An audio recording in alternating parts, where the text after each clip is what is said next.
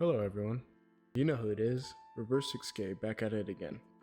In this video I'm going to be talking about Halo Infinite's multiplayer. But before we get into that, let me introduce myself. I'm a higher rated mouse and keyboard player, and I peaked out at around number 80 on the leaderboard, but I'm consistently around top 100. So the goal of this review is to talk about the competitive side of matchmaking. But before I start to criticize the game, I have to give credit where credit is due. 343 did an excellent job on the fundamental game mechanics. The gameplay is so good. It's some of the most fun I've had in the game in a while. That's why I wanted to make this video, because I'm loving the game so much, so I want it to be the best it can be. I think it would only take some small changes to be the best competitive FPS game on the market. I believe Halo Infinite has the unique opportunity to become the premier FPS esports title. The game plays really well on both mouse and keyboard and controller. The game is easy to understand from a viewer perspective, which is a big deal. Lots of other esports are very daunting to newcomers. Halo esports also has one of the best formats in my opinion, focused around open bracket double elimination tournaments. Tournaments are way more interesting to view because the better teams get to play a lot longer and every match matters. Halo has so many good things going on, so if they fix the issues I'm about to lay out, then I think this game has a straight shot to the top. The first issue is the cheating problem in Halo Infinite. Every free-to-play game has this issue, and I think cheating in video games is the biggest issue plaguing the industry, and Halo is no exception. The cheating problem in this game actually might be the worst I've experienced, and I've played a lot of different games, including Rainbow Six Siege, a game notorious for cheating. Once you reach Onyx 1800, I'd have to guess that around 10 to 20% of your matches have some sort of cheater in it. Another problem with the current build of the game is that it's way too hard to report a cheater. You have to visit Halo's website and fill out a bunch of nonsense and submit evidence. This isn't very effective in slowing down cheating in the game, and it takes way too long. A way you can fix this problem is by adding an anti-cheat system into the game, and add a in-game report system that is way easier to use than the current one. I think an anti-cheat system has to be priority number one. I know that developing a comprehensive anti-cheat system is difficult and time-consuming, but I really think the game needs it. Halo is in a critical spot in the PC space. If they continue to allow cheating to run rampant, it will surely destroy the game in the long run. I don't think it's in 343's best interest to alienate their PC player base this early. Another thing 343 can do is to add an in-game report system, preferably one that is easier to use. Making a complicated reporting system only benefits the cheaters. People aren't going to want to deal with it, it's going to be a hassle. This doesn't seem to be as time-consuming as a full-blown anti-cheat system, so adding this in the meantime would definitely help. And it shows that 343 is taking the right steps early to tackle these issues. Problem number two is the majority of the games are super unbalanced currently. Once you hit high ranks, the quality of the matches begin to fall off quickly. I understand that there's not a lot of high ranked players for everyone in Onyx 1900 plus to get matches with players around their skill rating every time, but I don't think compensating by trying to balance MMR works very well. Let me explain.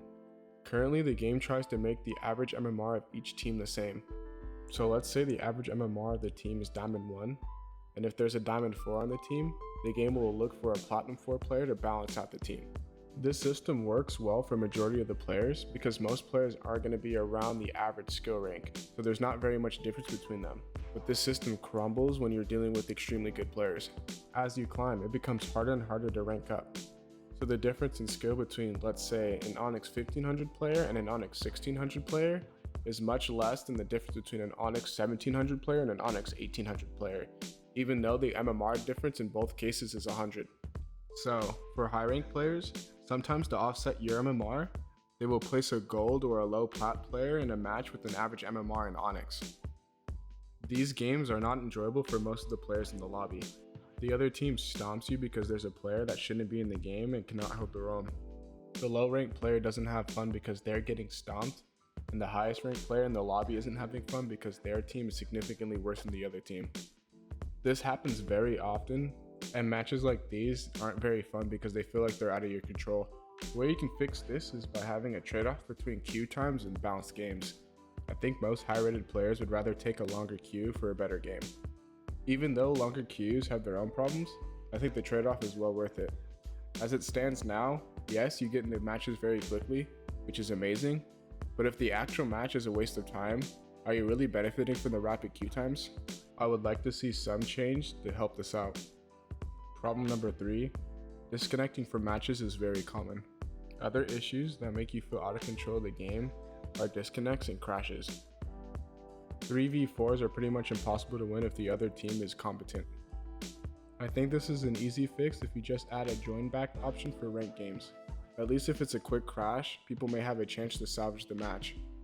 Adding a rejoin button shouldn't be that hard. This will improve the situation a lot. Reducing automatic losses is always good, and it gives agency to the players, which will also reduce player frustration. Problem number 4 has to be the desync issues. The connection issues in Infinite make the gameplay really sloppy sometimes. Dying behind corners, melee's not working, equipment bugging out, all these things diminish the feel of the game. The game feels excellent when there's not any lag, and that's why it sucks when some of these previously mentioned issues occur. I don't really have a concrete solution. I'm not a game developer, and this seems like a coding issue, but it definitely needs to be fixed. It makes the game feel very inconsistent, and that's not something you want in an esports title. Issue number 5, low reward for winning games and high penalty for losing games. The next couple of issues are more quality of life problems that would add to the player enjoyment, but not as critical as the previous 4. The issue is simple here. The reward for winning games in Onyx is very low relative to the potential loss of playing. A couple days ago, I was sitting around Onyx 1900 and I was playing very well.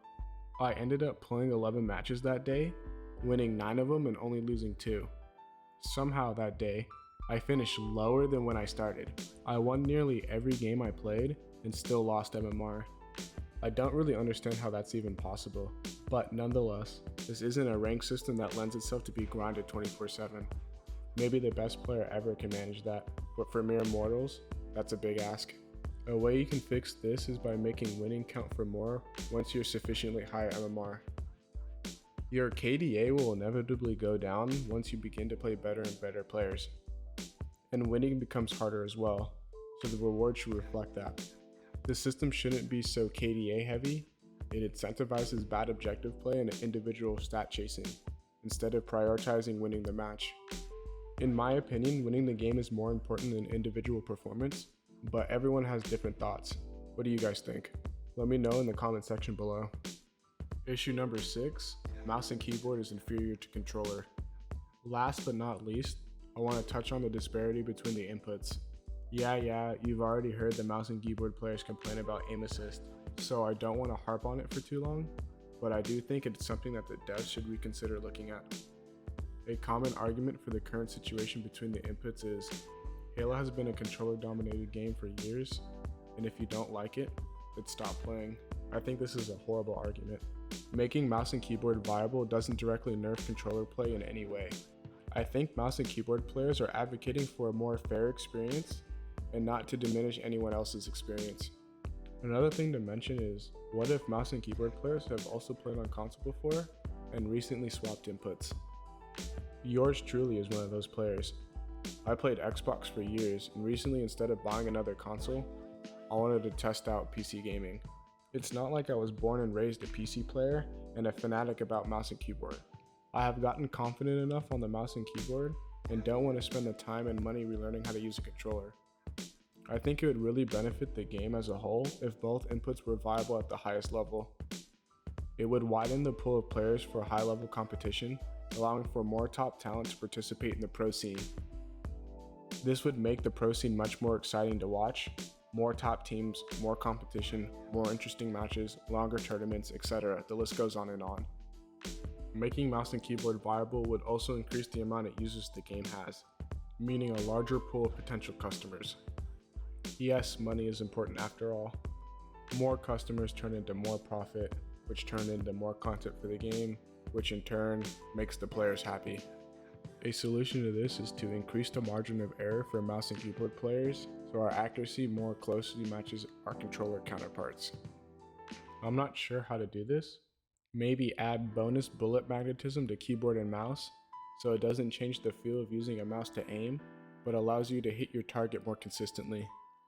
Consistency is key, and that's the main issue with mouse and keyboard. It's significantly less consistent than a controller. I've been a massive Halo fan for the majority of my gaming life. I would love to compete professionally in this game because I've been having so much fun with the game lately. But as it currently stands, I don't think it's in my best interest to pursue a competitive career in this game simply because my input choice is inferior.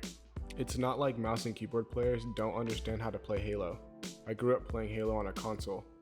It's just we're at a disadvantage that simply cannot be overcome. If you're still watching the video, thank you, it means a lot. I know this was a longer, more detailed video, so I appreciate all y'all for sticking around to the end. If you enjoyed the commentary, please leave a like and share the video. I want this game to be the best it can be because I truly believe that this game has the potential to be one of the biggest esports titles ever. There are just too many things that are good with this title for it to play out how it's currently playing out.